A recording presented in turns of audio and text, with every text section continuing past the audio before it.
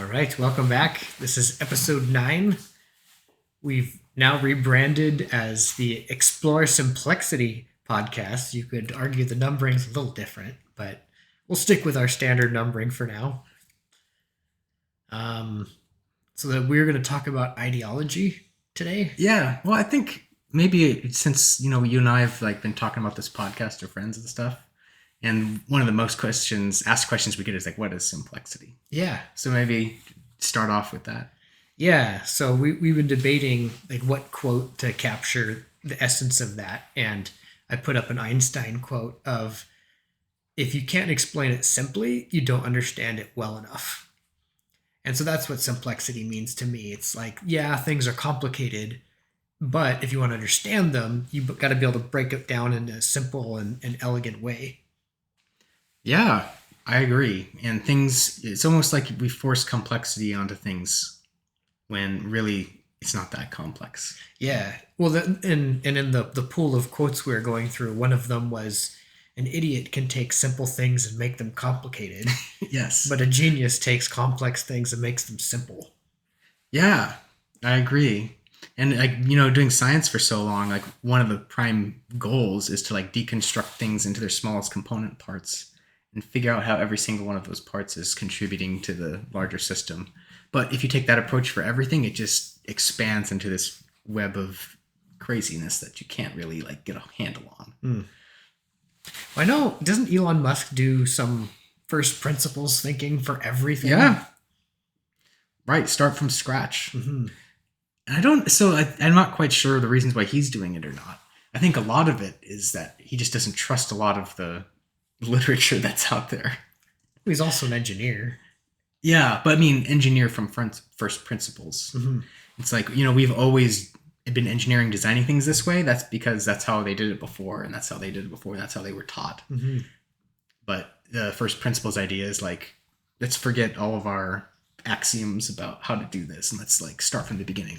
Why do we need a axle that works this way?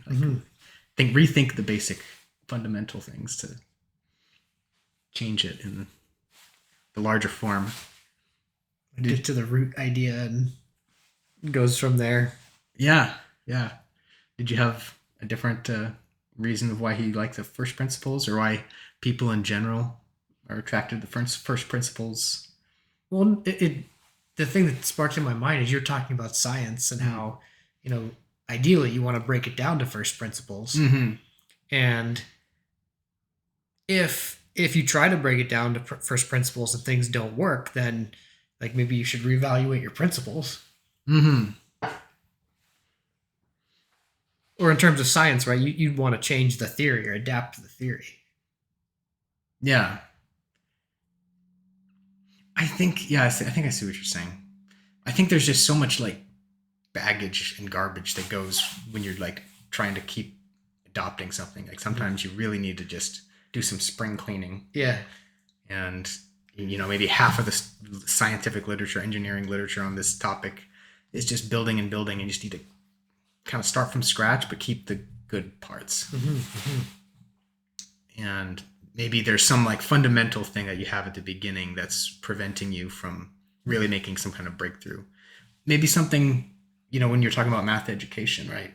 When students or people get into a certain way of thinking about a math problem, and they just keep using that same strategy again and again, but when a new search situation comes up, it just doesn't work. Right. And so I think that's kind of the first principle is okay, let's go back. Maybe we're just starting off on the wrong foot. Mm-hmm.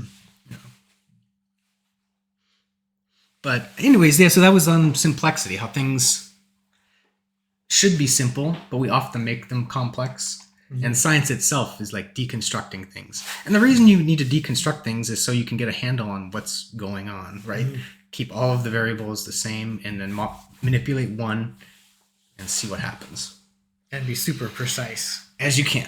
Mm-hmm. But it can get really ridiculous depending on how low you want to go on that decomposition. Mm-hmm. But you get nuggets of truth out of it. Mm-hmm. Mm-hmm. And maybe a greater idea of how the system works, even though you don't know what every single molecule is doing, or every neuron, or whatever the topic might be. So I don't know. That was just a fun little exposition on our new name and everything. Rebranding. I like it. Or first branding, I should First say. branding. Well, we had a couple ideas, but yeah, I like this one. It's exciting. Mm-hmm. So I don't know if you want to make it a goal to try to simplify things during our conversations. For sure. And I mean, I just do that naturally. Mm-hmm. I try to break things down to be simple. And Mm-hmm. usually when I'm learning stuff, like the question in the back of my mind is, how can I explain this to people? Mm-hmm. I mean, part of that is my role as an instructor. Like I'm learning calculus to understand it. And then once I get it, it's like, okay, how can I explain this to people? Mm-hmm. And I think for me, that's just a mental habit that I'm always doing.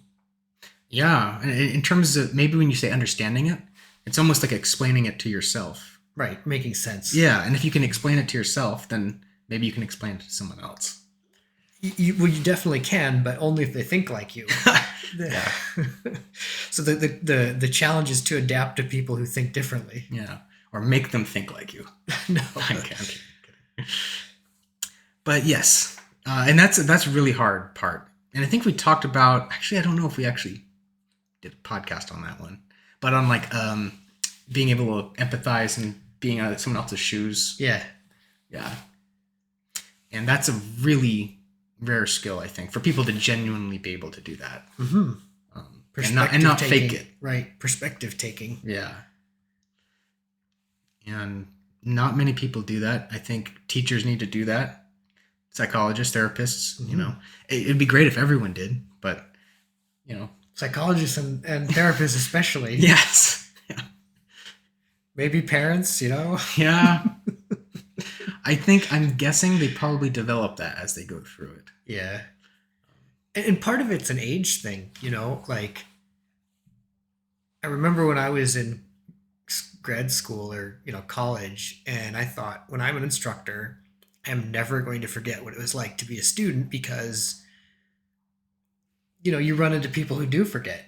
And I think that's a lot of the challenges that instructors face is like they just master their topics so well that it just becomes unconscious, and they'll explain it to somebody in their way. And when it doesn't make sense, it's like, well, what's wrong with you? I explained that it's totally clear. Why does it make sense to you? Yeah. And there's a lot of details that are unconscious and automatic that they're taking for granted. Yeah, I agree. And they almost get used to it. So like maybe it's no longer, you know, Josh, the student in front of you, or Johnny, the student in front of you, that person who's struggling. It's almost like treating it like just some anonymous student. And it's like, I've told you this before. It's like, no, you told that student 4 years ago that same thing. Right. Right. You got to start over every time. And demographics are shifting too, like, or generations or whatever you want to call it. Like, you know, we have students coming out of COVID lockdowns, and it's a very different population than, you know, people 10 years ago. And it's rapidly changing. But I think nonetheless, it's super important to try to take perspectives and withhold your own perspective, or at least give other people's perspective some light of day, even if it seems totally foreign and wrong to the way you think or I think. Yeah. Yeah, one of the other things we have on the podcast is the bridging the gap idea. And I think that's a great way to do that is perspective taking, steel manning, that kind of thing. Yes. Yeah. Right. And not in a way to endorse something, but just a way to understand it, like you said. Get some lines of communication. So when you're saying bridging the gap, we're also talking about like the science and spirituality connection. Yeah. Yeah. Yeah. And what's going on with that is also interesting. And I honestly don't know what those are. That's why we're doing this. We're exploring. Yeah. Yeah. Exploring the Simplexity. Yeah, let's see how simplex it really is. And there's also the most pressing political divide is the left-right divide. And I think the left and the right are speaking different languages, and they seem to have like different worldviews and cultures. And what's really fascinating about it to me is the question of what is reality. And we can't, you know, the left and the right, you know, East and the West, like we can't seem to agree on what that is. Yeah. So by what is reality? Do you mean like what shared reality do the left and right have, or like are they living in separate realities? So it's just that gap in that perspective taking that needs to be bridged is not possible. That's kind of how I think about it. Yeah, so there's like a narrative that's an interpretive framework. So you have like one event interpreted two different ways. Mm-hmm. And I remember this distinctly when this first like clicked in my brain. There was a shooting in, I think it was Miami, the Pulse shooting. So it was like this gay nightclub, and this guy went in there and shot up a bunch of people. And I thought, okay, like the leftist progressives are gonna say, this is, we need more gun control. And then the conservative people are going to say, well, gay people, you need to clean up your act kind of thing. Yeah. That's not what happened. And what happened was the progressives definitely said, we need more gun control. But it turned out that the guy who did this was, I think he was Muslim.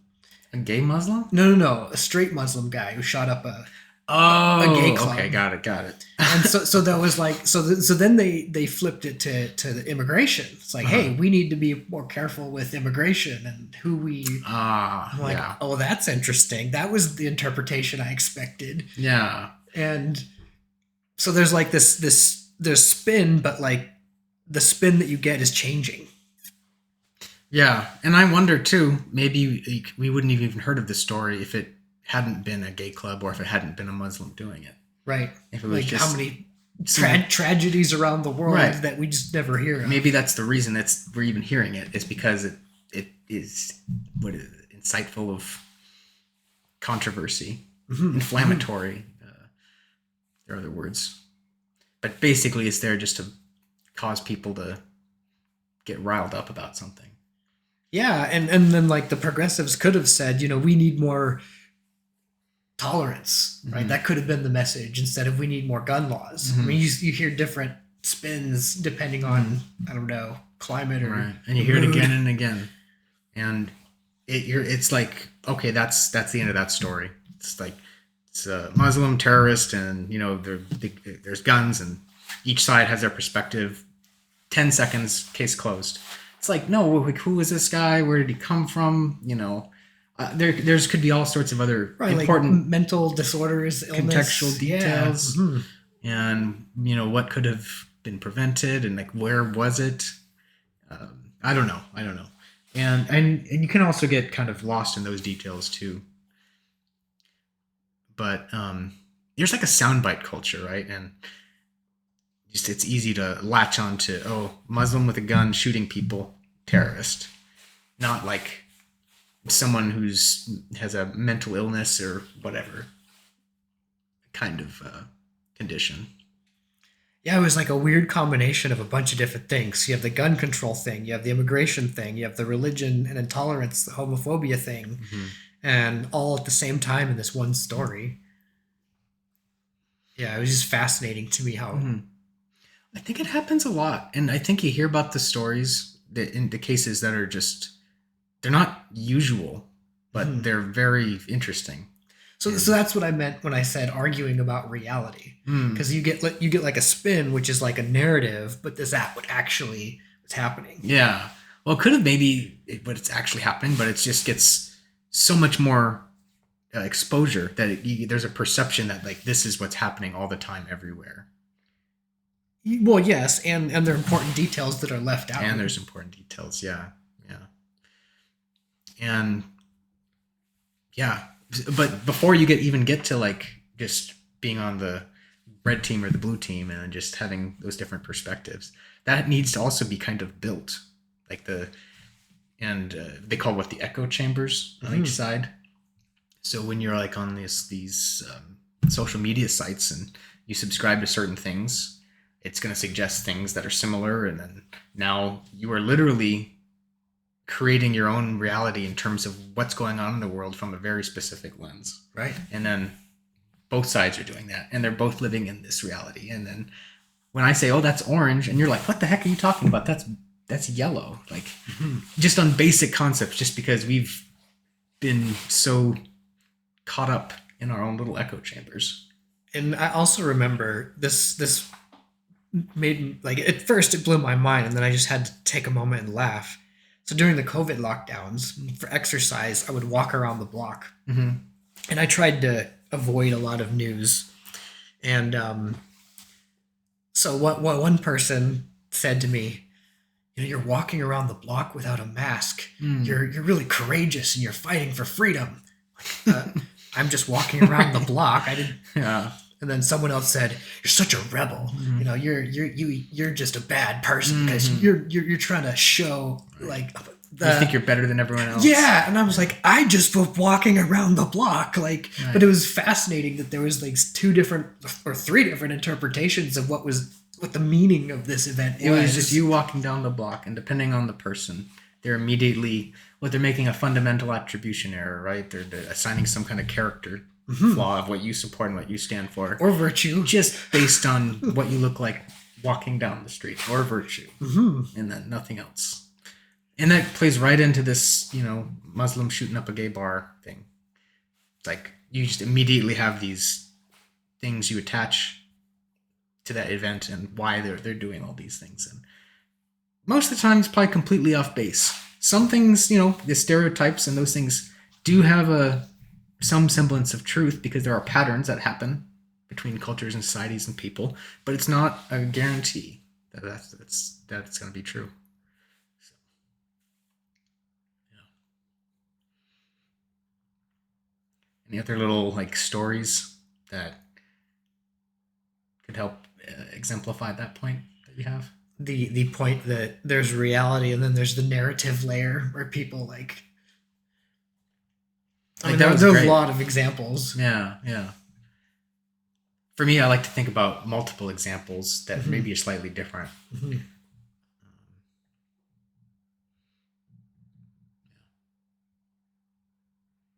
Yeah, can't think of it off the top of my head at the moment. But anyways, so talking about Simplexity, complex and simplex, got into a tangent about perspectives. But I think what you wanted to start us off on was it ideologies? Yeah, ideology. Kind of segues, kind of leading into something. Yeah, and you know, this is like a big part of what Peterson's study is, you know, what is an ideology? What's the pathology of ideology? And what can you do to inoculate yourself or prevent that? Yeah. Well, can I ask you, what is an ideology? Like, I don't know the Webster Dictionary definition. Yeah. But I have an idea of what an ideology is. Yeah, and it's interesting because different people have different definitions. So so I define there's like the umbrella term is a belief system. And so a religion is a belief system that has metaphysical beliefs and spiritual goals.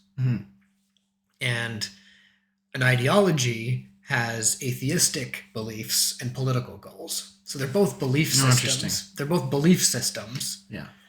So can you maybe expand on belief system? Is that like, are we already getting into like morality and value? Yeah. In terms of belief? Yeah. So it's a worldview of interpretation, a narrative, and you know where you are, where we should be, and that implies a morality to it as well. Okay. But yeah, so that the other thing I didn't catch, I was thinking just ideology was just a set of ideas to understand or to carry out life. But it sounds like ideology also has a specific like secular connotation. Yeah. And then religion basically... Or some people would say a secular mythology is an ideology. So some examples of ideology. Nazism, communism, a lot of people Marxism, a lot of the isms. Yeah, a lot of people are saying the wokeism. Wokeisms, yeah. Okay. And those are not associated with any kind of religious... Some people say spiritual. Like liberalism or capitalism is an ideology. Right. That would make sense. So does an ideology have to be a way you conduct like governance of people or like morals, or is it like when you talk about capitalism, that's like a way to structure an economic system. Mm-hmm. But there's kind of also some morality of, is it a fair economic system? So an ideology it purports to be an all-encompassing belief system. Mm-hmm. So it tells you how to interpret the world and how to act.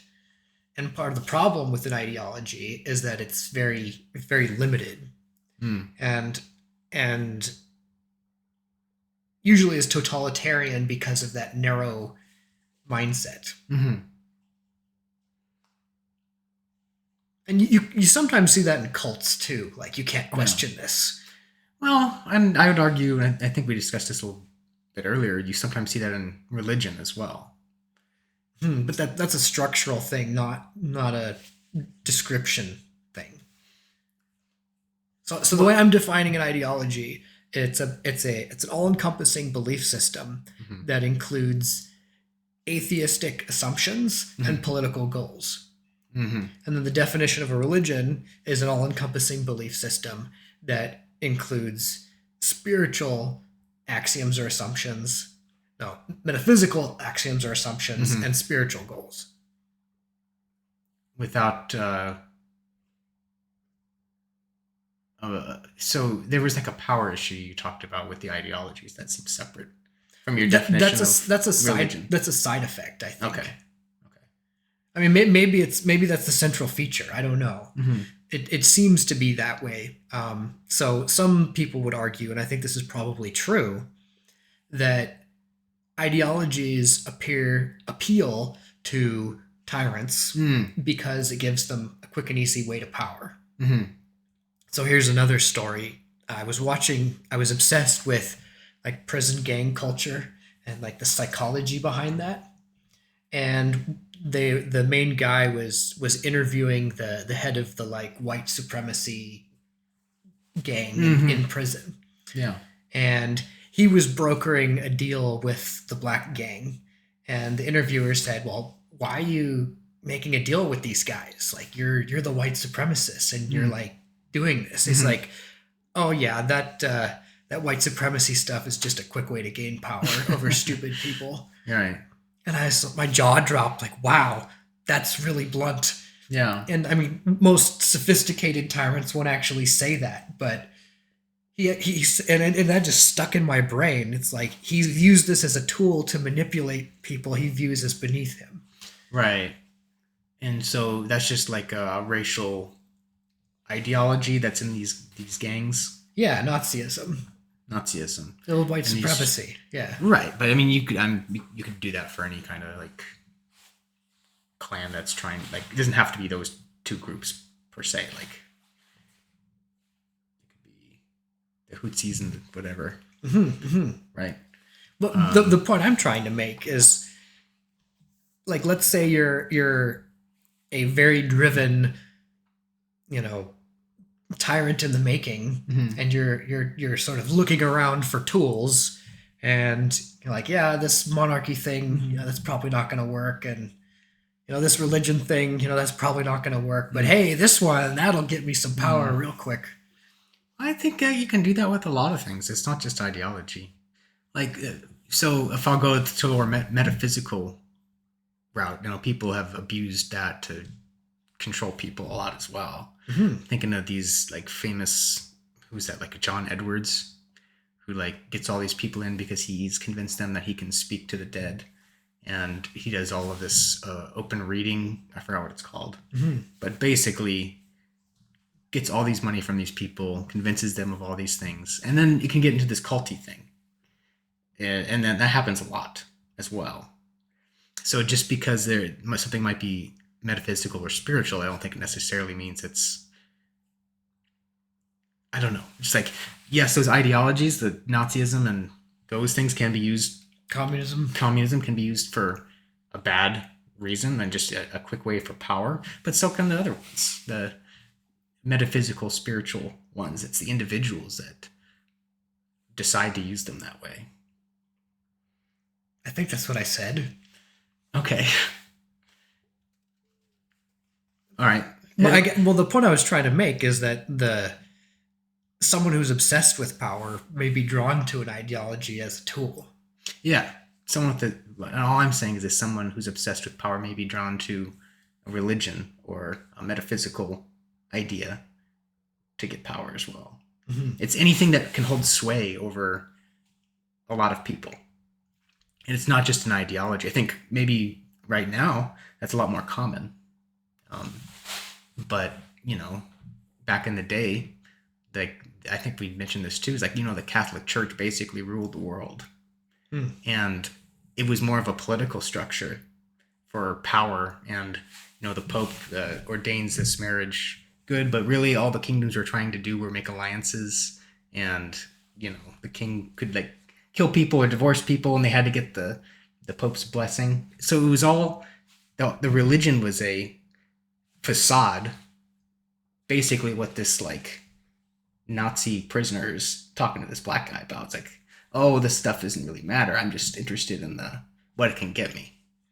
Well, I think the Catholic Church has evolved, and I think also in the West there's a tradition of separation of church and state, in the sense that you have a king or a monarch who has the political power, Mm-hmm. and then the idea is that the Pope with the church have the spiritual authority. Mm-hmm.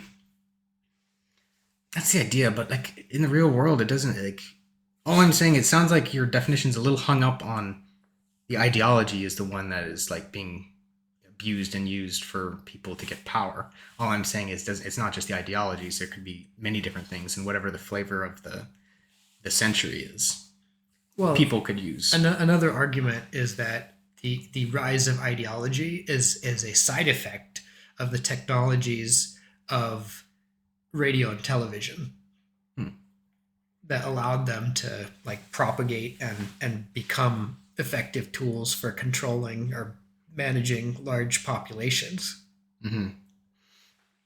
Yeah, I mean, that's a technology. I don't know if it's the ideology. They're more suited for that. I mean, there's televangelists as well, and that's also been widely used. I don't know. I guess I'm trying to get a more general sense and really try to understand what the difference between ideology and a religion is. And I know you've been defining some things, but it's hard for me to really separate them out enough for me to give them different categories. And another distinction is that ideologies tend to be rational and artificially constructed, whereas religions tend to evolve organically over time. Mm-hmm. So you could think about the Esperanto language that someone just created artificially, whereas English has evolved politically and artistically over time. Right. Yeah, that would make sense to me. So the ideologies are more of a product of the Enlightenment, the scientific revolution, and those kinds of things. Sort of. I mean, it's the idea is that science undermines a lot of faith or belief in religion, and so people are looking for alternative ways to manage life and people. And yeah, so notoriously, Marx wrote the Communist Manifesto. This is his personally articulated philosophy, and then it was put into practice in the Soviet Union. Mm-hmm. And then Mussolini and Hitler had this idea of fascism, and then it was put into practice in Italy and Germany. Mm-hmm.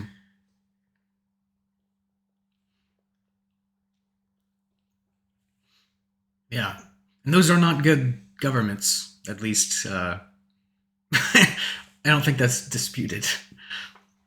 But to your point of distinction, one is this artificially, rationally constructed belief system, as opposed to something that's evolved organically over time. Okay. So would you give more credence to something that's more organically evolved over time versus one that's rationally constructed? Or do you favor either one? So the challenge is that So a book I really like is *Sapiens* by what's his name, Harari, Mm-hmm.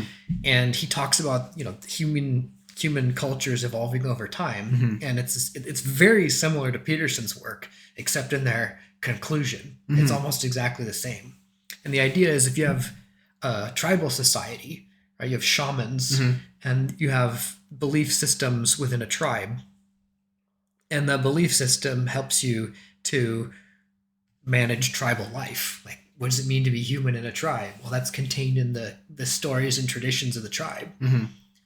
And then you develop agriculture, and then you have cities, and then you also have empires. So, like, Mm-hmm. how do you manage a city of people? How do you manage an Right. empire? And that's where you get the the classical religions: Judaism, Christianity, Islam, Hinduism, Buddhism. Like these Shinto, like all these things come out of agricultural societies, Mm-hmm. and you could argue that they're an adaptation. Yeah. Like people took the shamanistic ideas and stacked that on top of the agricultural, like imperial ideas. Mm-hmm. And so now we live in this technological. We had the industrial age, Mm-hmm. now the technological age, and the technology and societies seem to be shifting faster than our belief systems. And so, and that's essentially the argument between the left and the right. The conservatives are saying, let's go back to what's worked for thousands of years, and the progressives are saying, no, we need to change. We need things that are new and different, because we need to adapt to the future. And we're trying to find that balance. Yeah, and that difference has been there for a long time. I mean, in terms of American history, you've only been here for a few hundred years, but that's always been the case, right, between the conservatives and liberals. The big difference is the rate of technological acceleration and change. Yeah. And you could argue, and this is where it gets interesting. Back to the original question, like Nazism and communism were an attempt to cope with the Industrial Revolution. And they use industrial technologies to both propagate ideas and control masses of and organize masses of people. You could argue that liberalism is an ideology. Maybe it is. I mean, that's actually a current debate in the culture, and especially in America. One of the questions people ask is America fundamentally a Christian nation?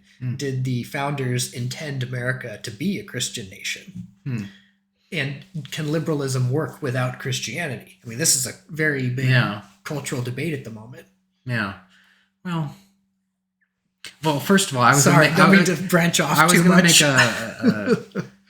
a joke about if liberalism is really an ideology or not. And I was going to say, well, in Civilization 6, I've adopted liberalism several times as my ideology. So if it's in Civ 6, and I think it gives it credibility. It's legitimate. Yeah, for sure. Definitely increases my people's happiness, but I think it is. And there are some weird like gray areas. So, for example, Islam is a religion, but has a very strong political aspect, right? It's a theocracy. Yeah. And the United States, the West, has liberated countries, depending on your perspective, in the Middle East, and then they will impose liberalism, and they'll have posters of scantily clad women and with diamonds and dresses to try to promote I mean, consumerism. Yeah, and that's the whole liberation, like the rhetoric for a lot of these wars, I don't buy a lot of it. Well, the point I'm trying to make is it points to the fact that liberalism might be an ideology, especially when it's evangelized, if you want to put it that way. I don't like mixing religious metaphors, but there was this attempt to democratize and liberalize the Middle East.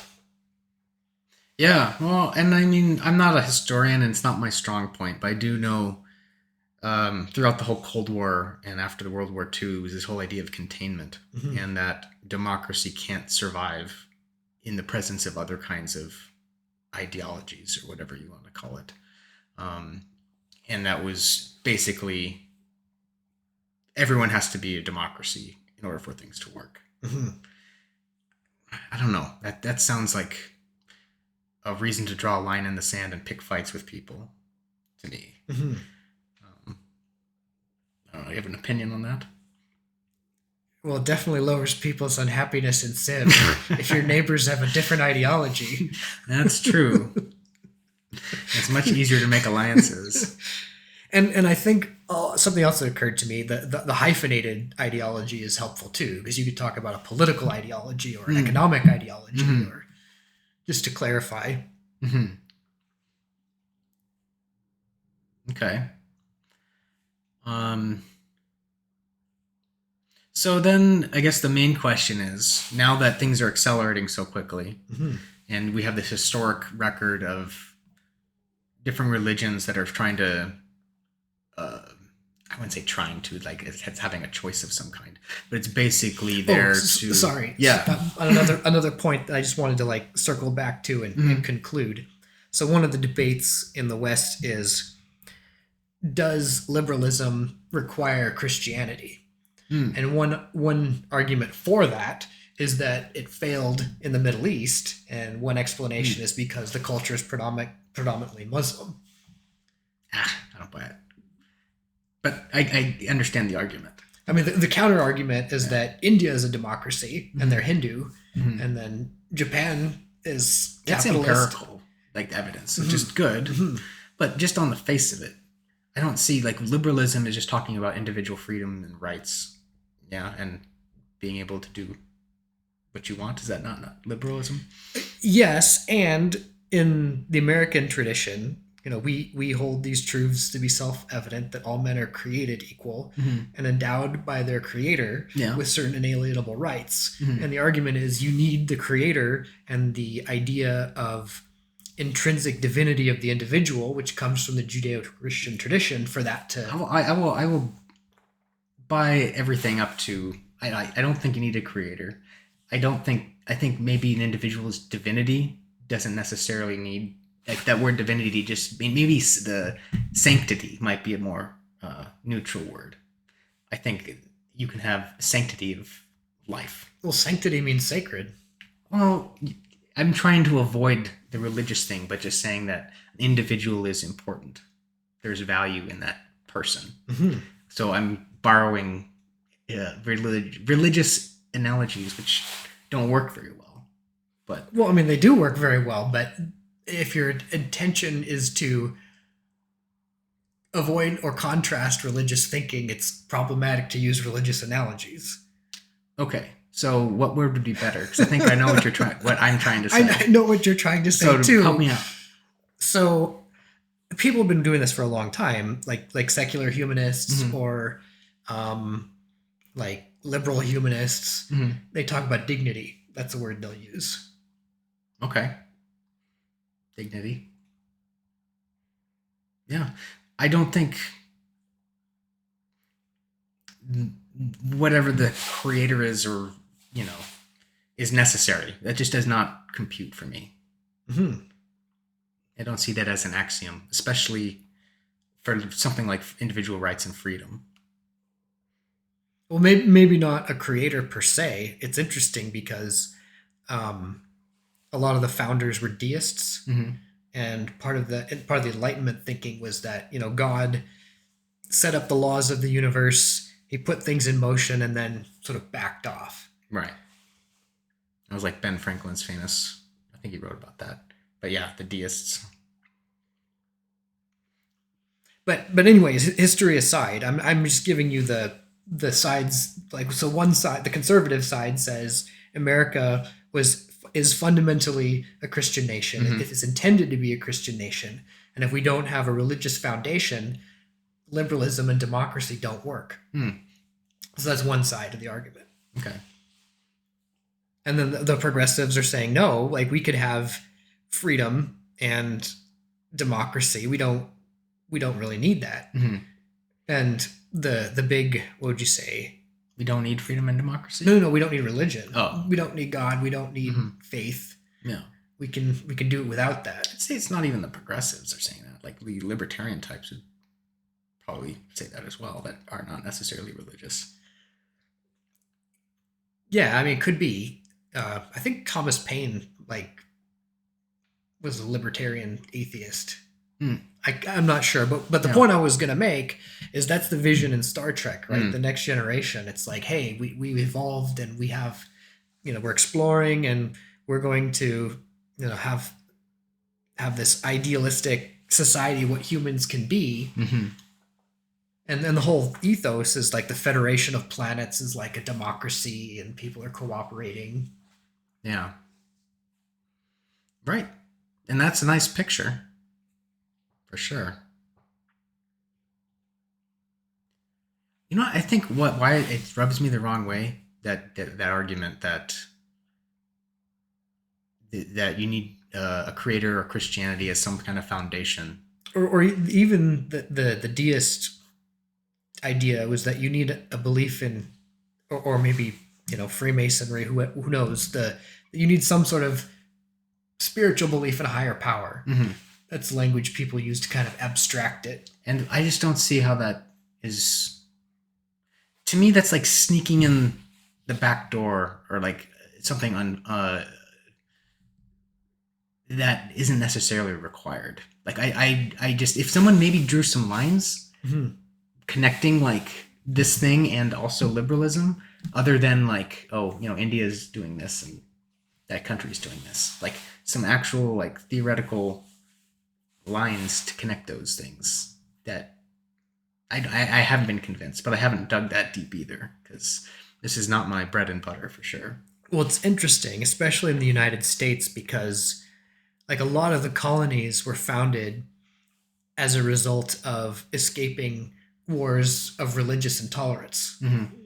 Right? So there's the Reformation and Catholics and Protestants killing each other, and then different kings and queens are on the throne in England. And so if there's a Catholic queen, we have to get rid of all the Protestants, and the Protestant monarch wants to get rid of all the Catholics. And so, the Puritans are fleeing, and then the Quakers are running away, and then the Catholics are fleeing, and like all these waves of immigrants are coming to the United States.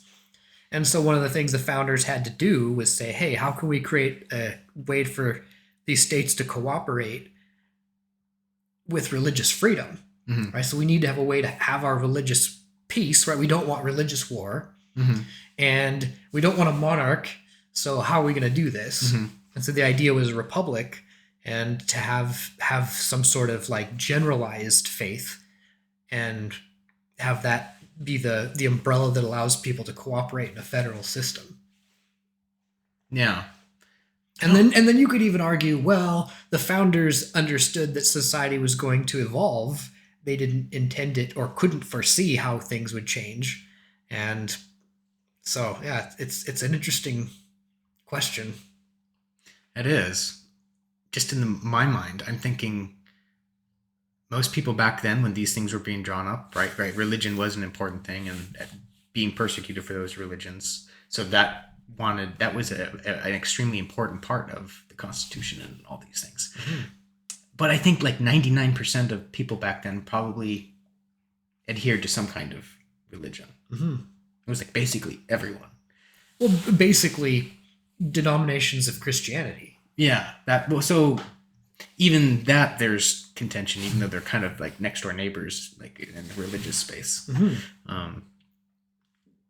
So to me, it seems more of like a practical thing, and not necessarily like it's practical to say,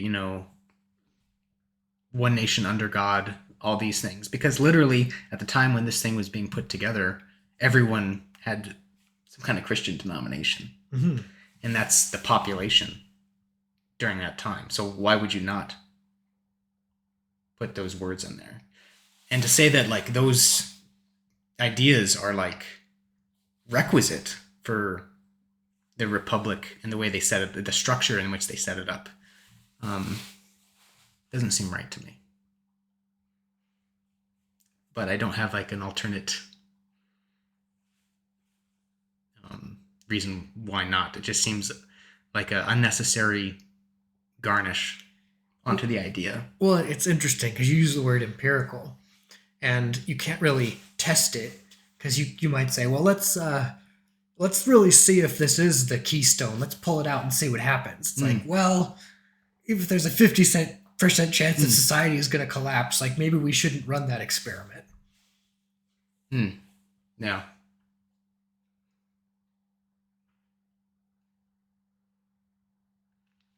Okay. And what did you say just before that? You were talking about uh, well, something that sparked in my mind is, the United States and the West in general wants to be this multicultural society Hmm. where all religions and all cultures can cooperate peacefully. Right.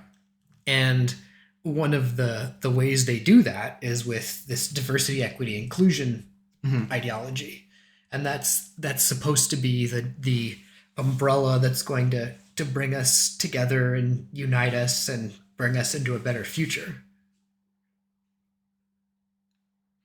Okay. And that's so that's being driven by an ideology, a Well, secular ideology. it's an interesting question. I don't know. Maybe it is, and this is like a weird backdoor kind of thing because it could just be buzzwords that people use to mean cooperation. Hmm. Or it could just be a fad that you can use in the moment to bump your views or something. Yeah. Well, here's one thought experiment is okay. So if we're using these buzzwords, diversity, equity, inclusion, to mean everybody has a fair chance and we want to be able to live together and prosper, Hmm. why don't we use the words life, liberty, and the pursuit of happiness? Those are good words too. I don't know. I don't know how to answer that question. Well, it's an interesting question to ponder. Mm, Why wouldn't we use those words? Because they presumably yeah. they have the same intention, right? This idea that we're going to cooperate and prosper. We have shared values of life, liberty, and Well, I mean, I could think of a dozen other words that are nice, and that would be great to include. I think there's the climate in the culture and in the world is changing, and I think it's a fad. I think it's these things swing back and forth, and I don't know where it's gonna go, but I don't necessarily see it as like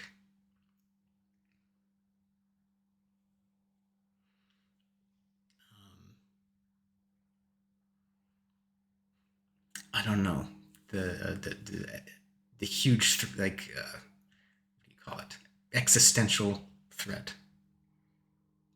hmm. Well, I think life, liberty, and the pursuit of happiness is code for conservative Mm-hmm. and libertarian, and diversity, equity, inclusion is code for progressive. That's fair. And I think they're both attempting to be unifying belief systems, and there does seem to be a culture war, a conflict over which belief system is going to be running the country. Mm-hmm.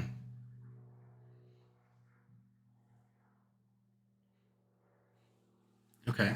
And it's complicated because like life, liberty, and the pursuit of happiness has this really long tradition, right? I mean, it has this like deist libertarian tradition, which links back to religious wars, which links back to monarchies, and this diversity, equity, inclusion has this links to neo-Marxism and postmodern philosophy and all sorts of other things that's just not surface level. Okay. So on the one hand, you might say, oh, they're just buzzwords; they don't mean anything, or it's a fad, and maybe it is. On the other hand, they might be symbols or code for deeper belief systems that people are trying to.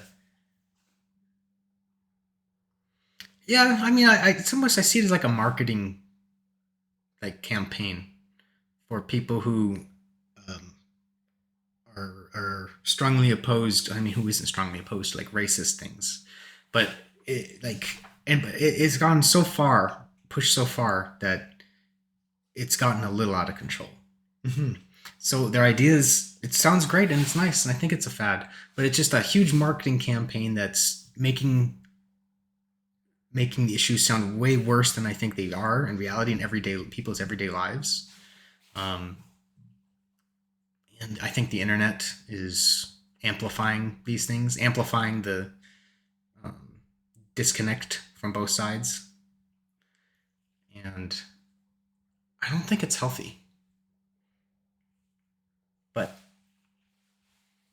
I don't have like a strong opinion either way. But I don't like seeing things constantly with like such a strong marketing campaign Hmm. on either side. You know, just like to navigate my life and do what I do and figure stuff out. Well, it's going to get pretty intense this next year. It's going to get Yeah, intense every 4 years. we'll see what happens. So the main question, I guess we're trying to nail down what is an ideology and how is it different from a religion. And to me, Mm-hmm. ideologies are political, and they typically aim to have atheistic assumptions and political goals, and they tend to be rationally constructed. Religion has metaphysical beliefs and spiritual goals and tend to have evolved organically over time. Yeah, I think that's seems like a reasonable assessment for sure. But if you start asking me which one's correct or how should we do things, I'm lost on that one because Hmm. that's a very complicated scenario. Which there's so much noise that I don't even know where to begin. It's very So complex. not simplex in my mind. True. Well, one thing that's helpful for me is is the idea that political ideologies should be tools, not religions, in the sense that they should be tools for dealing with specific situations Mhm. and be seen as just tools for that specific situation, but not like life consuming, this is everything. So for example, like let's say you have a rural society that's kind of economically depressed. Maybe they could use a little liberal capitalism to boost the economy. Mhm. And maybe on the other hand, you have a place that's really prosperous, but there's a lot of poverty in the area. So maybe they could use a little income distribution to help Mhm. improve their society. Mhm. But to say, everyone everywhere is going to use liberal capitalism all the time, it's probably not going to be the best solution because it's everyone everywhere all the time. Or everyone needs to have income distribution everywhere all the time. Like, that's not going to be a useful solution. Yeah, and it kind of reminds me of what I was trying to say with like an excessive marketing campaign that's just Hmm. gone overboard. Yeah. It's like when you're listening to the radio and the same song comes on like every other minute. Hmm. It's just like, get this crap out of my face. I Yeah. don't want to hear like Living on a Prayer again by whoever. Hmm. Like, and I think there's utility to, in situations where maybe different, different approaches are beneficial. Hmm. Yeah. So that's my thinking. Like, and ideally, you'd have like the local city even to figure out what they need. And maybe this is an argument, I guess it is an argument for democracy. Like, say, okay, you have the city, what are their needs, and then use the tools, the political ideologies that serve your city Mhm. the best.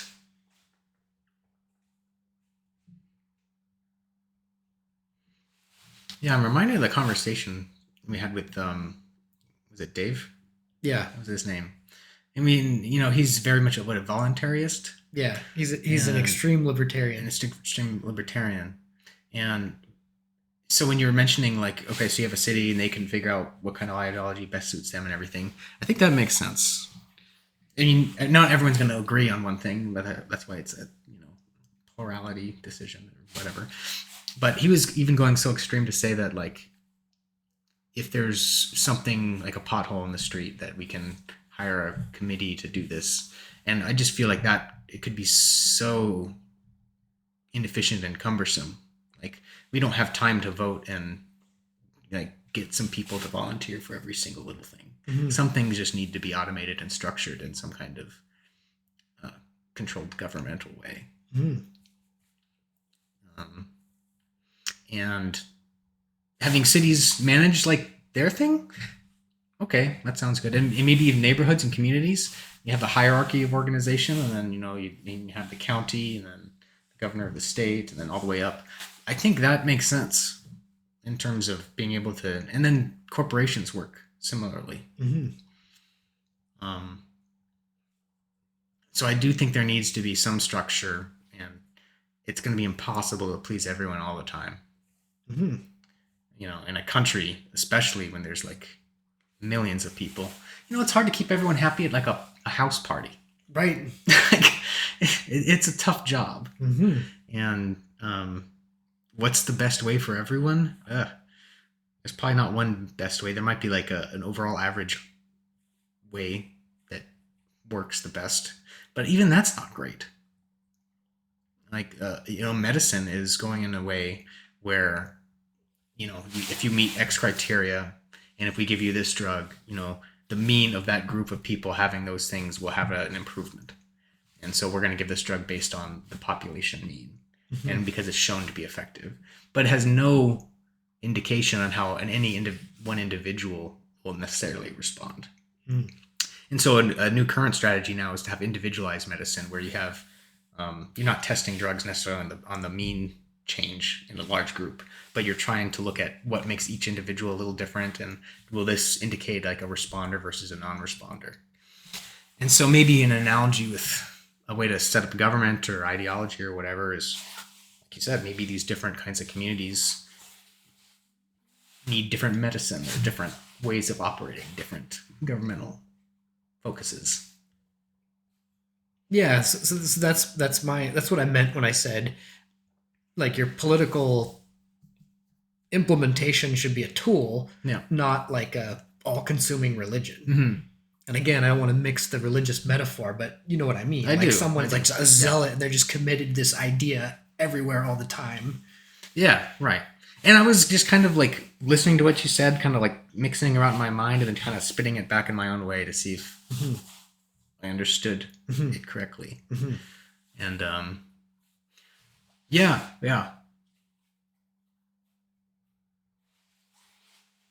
I do agree with that.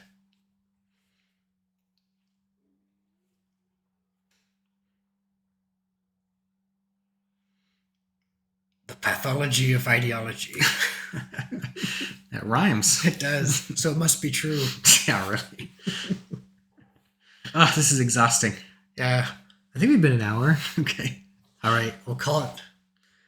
All right. Well, that was number 9. Yep. And I think maybe we did a little more complex than simplex today. Maybe my mind. I just need to learn more. We did more of the exploring The exploring part. Yes. Right. And then we'll try to simplify it later. I need to digest a lot of this. Make sure you like and subscribe. And if you want to get a copy of Sapiens, there's an Amazon affiliate link in the comments. Or announcement. What's it? The description. The description. We're new. We're learning. Hope you enjoyed. Good night, everyone.